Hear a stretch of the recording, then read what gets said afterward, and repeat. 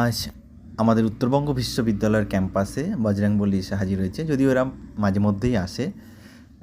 এটি মিউজিয়ামের সামনে এরা আছে এখন। প্রতিনিয়ত প্রতি মাসে এদের একবার করে ভিজিট হতেই থাকে, কখনো 5 জন 2 জন, এবার একটু অনেকজন এসছে, সঙ্গে ছোটো ছোটো বাচ্চাদেরকেও নিয়ে এসছে।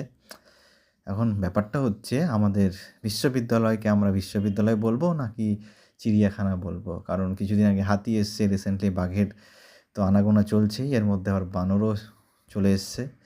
তো সবাই দাবি করছে যে এটাকে ওই বিশ্ববিদ্যালয় না বলে একটা চিড়িয়াখানা ঘোষণা করা হোক। তো তোমাদের কি মতামত তোমরা জানিও কমেন্টে।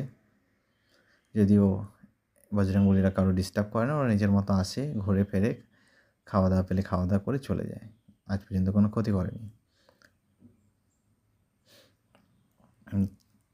ঠিক খেলাঘর এবং মিউজিয়ামের সামনে এরা এসছে আজকে রবিবার